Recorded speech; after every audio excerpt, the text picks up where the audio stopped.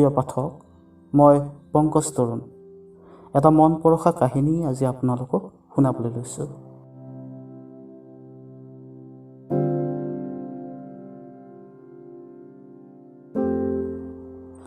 এজন ভিখাৰী আৰু এজন ভদ্ৰলোক সদায় একেলগে একেটা ষ্টেচনৰ পৰা ট্ৰেইনত উঠে।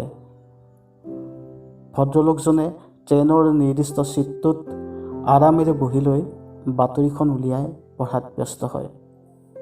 আনহাতে ভিক্ষাৰীজনে হাতৰ থালিখন দেখুৱাই ইজনৰ পিছত সিজন যাত্ৰীৰ ওচৰলৈ গৈ ভিক্ষা খোজে।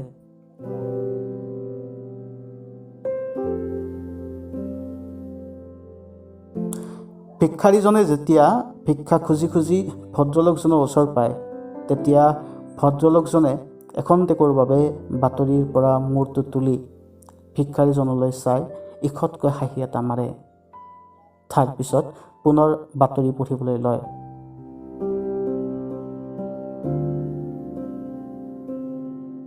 ভদ্ৰলোকজনে কেতিয়াও ভিক্ষা নিদিয়ে।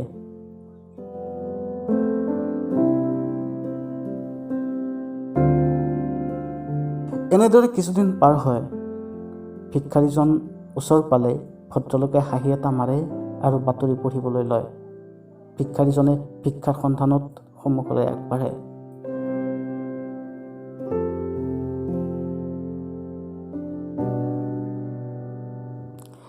এদিন ভিক্ষাৰীজনে ভদ্ৰলোকজনৰ ওচৰ পোৱাত সুধিলে, ছাৰ, আপুনি সদায় মোলৈ চাই হাঁহে, কিন্তু মোক ভিক্ষা নিদিয়ে, কিয়? ভদ্ৰলোকজনে পুনৰ হাঁহি এটা মাৰি কয়, মই এজন ব্যৱসায়ী। মই সদায় দিয়া আৰু লোৱাত বিশ্বাস কৰোঁ, কিন্তু তুমি কেৱল ল'বলৈহে জানা। মই যদি তোমাক ভিক্ষা দিওঁ, তাৰ বিনিময়ত তুমি মোক কি দিব পাৰিবা? ভদ্ৰলোকৰ কথাত ভিক্ষাৰীজন কিছু সময় থৰ লাগিল।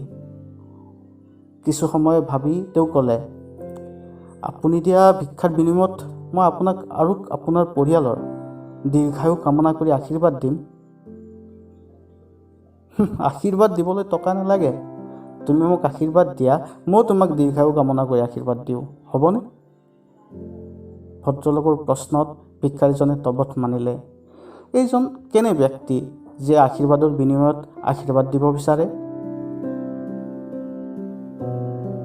ভিক্ষাৰীজন মনে মনে ৰোৱা দেখি ভদ্ৰলোকে পুনৰ কয়, তোমাক দিয়া মুদ্ৰাৰ বিনিময়ত মোৰ বাবে মূল্যৱান কিবা যদি তুমি দিব পাৰা, তেন্তে মই তোমাক ভিক্ষা দিবলৈ সংকোচ অলপো নকৰোঁ। ভদ্ৰলোকৰ কথা শুনি ভিক্ষাৰীজন মনে মনে সন্মুখলৈ আগবাঢ়িল।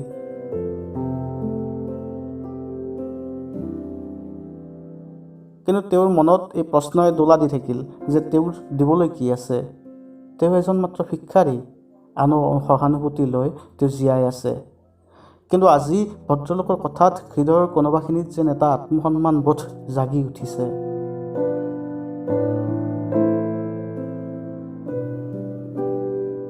দুদিন ভিক্ষাৰীজনে ট্ৰেইনত ভিক্ষা খুজিবলৈ নগ'ল।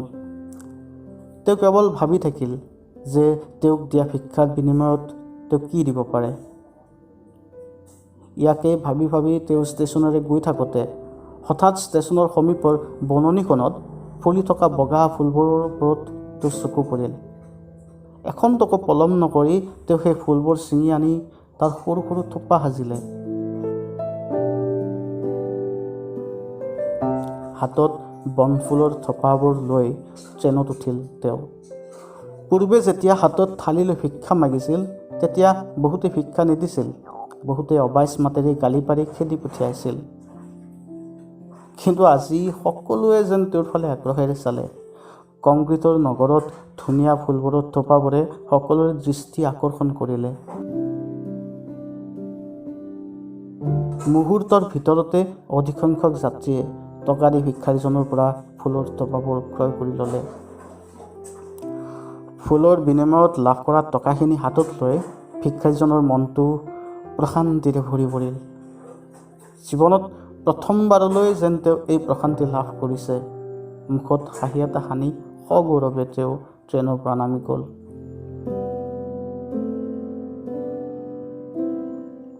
পিছদিনাও তেওঁ এনেদৰে ফুলৰ থোপা বিক্ৰী কৰি বহু টকা লাভ কৰিলে। ভিক্ষা খুজি পোৱা টকাতকৈও বেছি। লাহে লাহে নিজকে ব্যৱসায়ী যেন অনুভৱ হ'বলৈ ধৰিলে তেওঁৰ।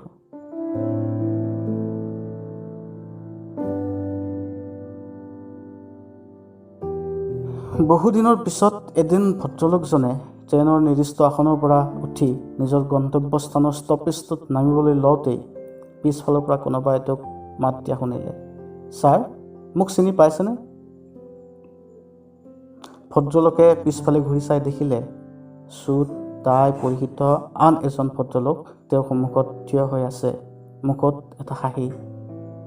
তেওঁ কিছু সময় ভদ্ৰলোকজনলৈ চাই ইখত মূৰটো জোকাৰিলে, মানে চিনি পোৱা নাই।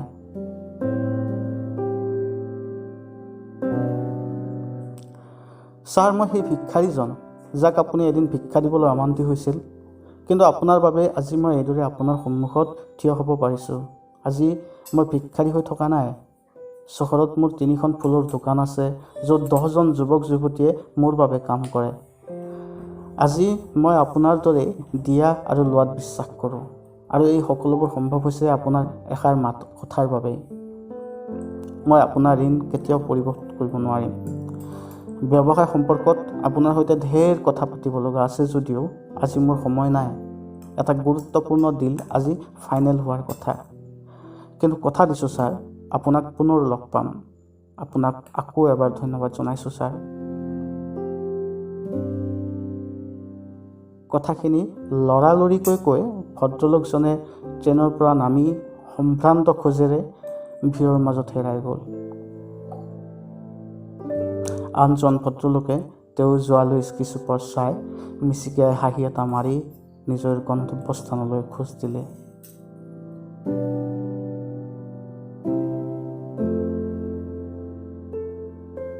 প্ৰিয় শ্ৰোতা, যদিও এয়া কাহিনী, এয়া বাস্তৱ।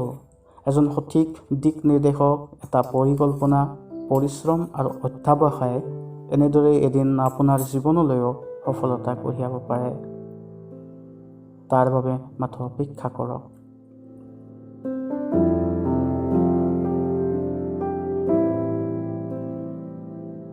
প্ৰিয় শ্ৰোতা, যদি এই কাহিনী আপুনি ভাল পাইছে তেন্তে লাইক কৰিব, আপোনাৰ মন্তব্য জনাব। লগতে যাতে এই কাহিনী আৰু অধিক লোকৰ মাজলৈ যাব পাৰে তাৰ বাবে ভিডিঅ'টো শ্বেয়াৰ কৰি দিব। ধন্যবাদ।